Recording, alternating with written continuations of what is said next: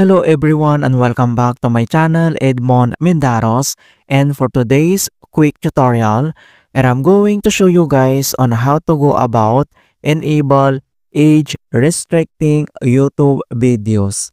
And without further ado, and let's go ahead. So all you have to do is to open your YouTube channel. So open lang natin ang ating YouTube channel sa ating Chrome browser. And once na open mo na yung YouTube channel, and dito lang sa top right corner, and then kailangan mo lang itap dito yung ating YouTube profile. So i-click mo lang yan. And then next step ay kailangan mo lang select dito yung YouTube Studio. So click mo lang yan.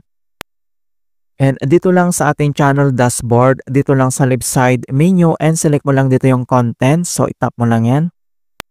And dito lang sa ating channel content, so kung gusto mong enable yung age restrictions, ay napakadali lang naman. So select lang tayo ng ating video. So click lang natin to for example.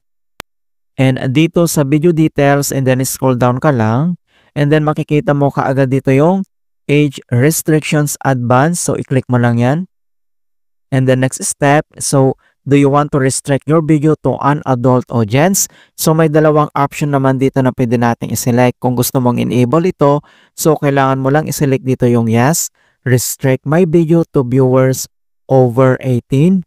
Or kung gusto mo namang i-disabled, select mo lang dito yung no, don't restrict my video to viewers over 18 only.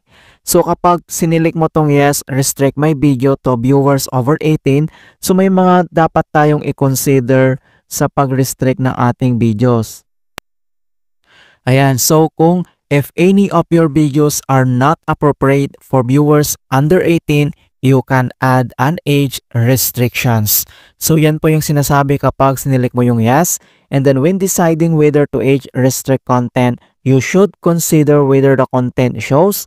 Kung isa sa mga nandito ay nandun sa video mo, so kailangan mong i-age restrictions like violence, disturbing imagery, nudity, sexual suggestive content, portrayal of dangerous activities.